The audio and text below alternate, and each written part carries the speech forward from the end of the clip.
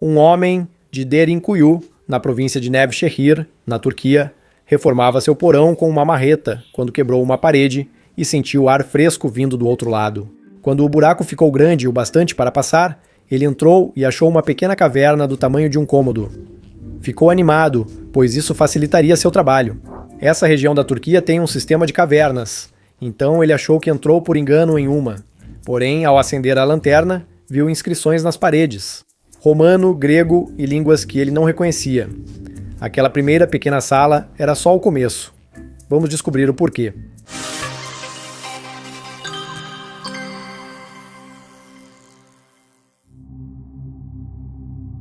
Com a lanterna em mãos, ele avançou pelo corredor de pedra. À primeira vista parecia uma caverna natural, mas ao observar melhor, já não tinha tanta certeza. O teto de pedra era áspero, típico de caverna, mas as paredes eram lisas. Durante centenas ou milhares de anos, um rio subterrâneo poderia ter erodido a pedra. Mas havia algo estranho naquele lugar.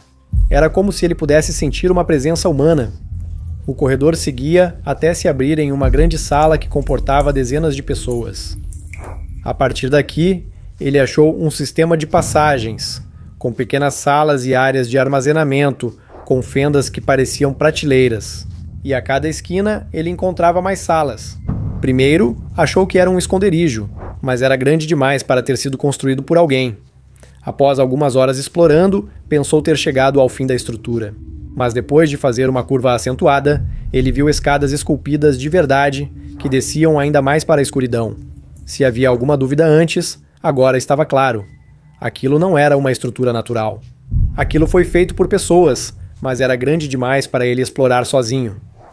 Ao voltar pelo buraco no porão, ligou para as autoridades turcas e descreveu o que encontrou. Disseram que ele falava sobre o mito da cidade escondida de Derinkuyu, história que conhecia bem desde menino. O mito de Derinkuyu contava sobre uma antiga cidade subterrânea, construída há milhares de anos para abrigar os habitantes da região. Ele conhecia bem essa história. Então ele disse: Senhor, com todo o respeito, não é um mito. Derinkuyu está na Capadócia, centro da Turquia, região com geologia única. Milhões de anos atrás, vulcões cobriram a área. Durante uma erupção vulcânica, a cinza se solidifica em uma rocha chamada tufo, que é macia e porosa e está presente em toda a região. Espera, por que diabos eles deram o nome de tufo para uma rocha macia? Vem do latim topos, que significa arenito. Nome péssimo para marketing. Eles deviam ter chamado de algo tipo rocha mole ou cinzel fácil. A gente não está vendendo esse negócio. Tudo está à venda, meu amigo. Posso continuar? Não, de jeito nenhum. Porque o tufo é tão maleável. Lisa Tinzel? Ele é usado na construção desde a antiguidade. Romanos o utilizaram em todo o império, e as estátuas da Ilha de Páscoa também são feitas de tufo. Não surpreende que na Turquia se construa com esse material desde a pré-história. Porém, em vez de extrair pedra e construir para cima, o povo de Derinkuyu construiu para baixo. Existem centenas de casas subterrâneas na Capadócia, e algumas chegam a ter 2 andares para baixo. Mas não há nada como Derinkuyu. A cidade subterrânea de Derinkuyu desce mais de 75 metros. Nos primeiros anos de exploração, especialistas desceram 18 andares e depois mais 2 níveis foram descobertos. Pode ser que vá mais fundo. Os arqueólogos continuam escavando. A área total da cidade descoberta é de 5 milhas quadradas, ou 13 quilômetros quadrados, e abrigava mais de 22 mil pessoas. Os andares superiores serviam como apartamentos, mais próximos ao ar fresco. Derinkuyu possui um complexo sistema com mais de 16 mil dutos de ventilação, permitindo circulação de ar em todos os cômodos. A cidade também conta com suprimento de água potável. Nos níveis mais baixos de Derinkuyu, há rios subterrâneos, e os poços eram centralizados para distribuir água pela cidade. Na verdade, as pessoas que vivem na superfície acima de Derinkuyu têm usado poços que foram originalmente feitos para a cidade subterrânea. Elas só não sabiam o que havia embaixo delas. E por acaso, Derinkuyu significa poço profundo em turco. Viu? Esse nome faz sentido. Tufa nem tanto. Você precisa superar os nomes, camarada. Os túneis parecem infinitos. Caminhar de um extremo a outro de Derinkuyu são 7 quilômetros ou 4 milhas de túneis. Ao descer na estrutura, você encontra áreas que suprem todas as necessidades de uma cidade autossuficiente, refeitórios, igrejas, escolas e salas para prensar e guardar azeite de oliva. Há mercados, padarias, vinícolas, bibliotecas e depósitos para grandes quantidades de alimentos. Alguns níveis mais abaixo, há áreas para criação de gado e estábulos para cavalos. Existem áreas para abate, cura e armazenamento de carne. Milhares poderiam sobreviver por muito tempo debaixo da terra. Mas quem construiria uma cidade subterrânea gigante e por quê? A terra da Capadócia, na Turquia, é muito fértil e ótima para a agricultura. Então, por que construir uma cidade subterrânea tão complexa? A maioria dos arqueólogos concorda que Derinkuyu foi construída para proteção. Mais que um bunker, é uma fortaleza subterrânea. Existem cerca de 60 entradas na superfície para Derinkuyu, e essas portas estão escondidas em prédios, pátios e parques por toda a cidade. Quando as portas estão fechadas, só compõem a paisagem. Havia apenas uma entrada principal para a cidade. Durante ataques, os moradores se escondiam no subsolo por portas secretas. E as entradas eram protegidas por enormes pedras circulares, que podiam ser retraídas e só podiam ser abertas por dentro.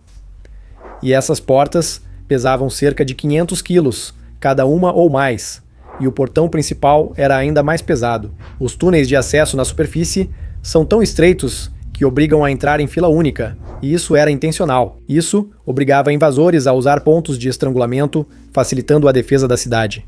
A maioria dos níveis também tinha arsenais para dar fácil acesso a armas a soldados e cidadãos. Até a milícia local mantinha estábulos para cavalos de uma pequena cavalaria. Eles podiam usar uma saída secreta para surpreender invasores. O sistema de cavernas de vários níveis de Derinkuyu foi cuidadosamente planejado, não criado aleatoriamente. Todos os níveis da cidade são conectados, mas podem ser isolados individualmente, impedindo inimigos de avançar ou ficando presos lá dentro. O abastecimento de água foi projetado para defesa, sendo controlado apenas de baixo para cima. Assim, invasores nos andares superiores teriam o fornecimento cortado. Esse sistema impedia o envenenamento da água. E, em último caso, havia dezenas de passagens secretas para fora de Derinkuyu. É uma passagem para Kaymakli, outra cidade subterrânea, a cerca de 6 quilômetros. Você pode ir até lá totalmente por baixo da terra. Essa também é uma cidade grande? Kaymakli ainda está em escavação, mas alguns dizem que pode ser maior que Derinkuyu. Acredita-se que haja várias cidades subterrâneas interligadas nessa área. Agora sabemos o motivo da construção dessa grande cidade subterrânea. Mas quem a construiu? Bem, é aí que há algumas divergências, mas temos algumas pistas. Então, quem construiu Derinkuyu? A estrutura é de pedra, então datação por carbono 14 não serve. Há algumas teorias.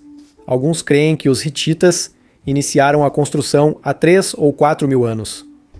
Artefatos hititas encontrados reforçam essa hipótese. Os hititas da Anatólia controlavam uma grande parte da Ásia Menor, chegando até a Alta Mesopotâmia. E a Capadócia e Derinkuyu ficavam bem no meio do território hitita. Essa região da Turquia era um corredor comercial importante. No mundo antigo, quem controlava essas rotas impunha sua vontade à região. Localização, localização, localização.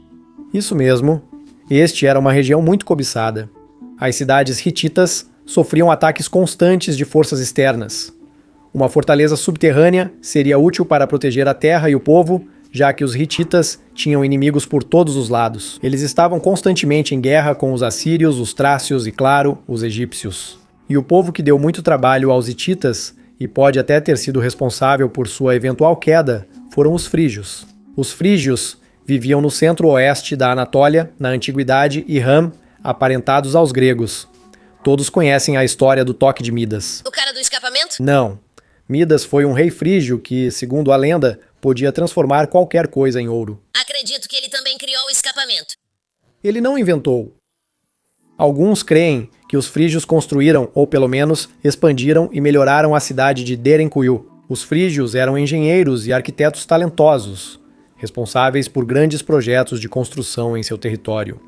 Reconhecidos como grandes construtores da Idade do Ferro, os frígios tinham habilidade e engenhosidade para criar uma cidade subterrânea elaborada. Vários dos cômodos em Derinkuyu foram identificados como antigas capelas, e nas paredes dessas capelas há inscrições escritas em grego. Os hititas não fariam isso, mas os frígios fariam e controlaram a região até o século VI a.C., quando foram conquistados pelos persas. Tem registros escritos que podem apoiar isso. Xenofonte de Atenas escreveu Anábase em 370 a.C., documentando uma expedição de um exército grego à Pérsia. Ele menciona um povo na Anatólia e na Capadócia que vivia no subsolo, em habitações grandes o suficiente para famílias inteiras. Embora não tenham construído Derinkuyu, os primeiros cristãos ocuparam o local no século I d.C. O complexo possui várias igrejas cristãs e símbolos e inscrições cristãs em todos os andares superiores. Eles também adicionaram tetos abobadados e outras características estruturais encontradas na arquitetura cristã.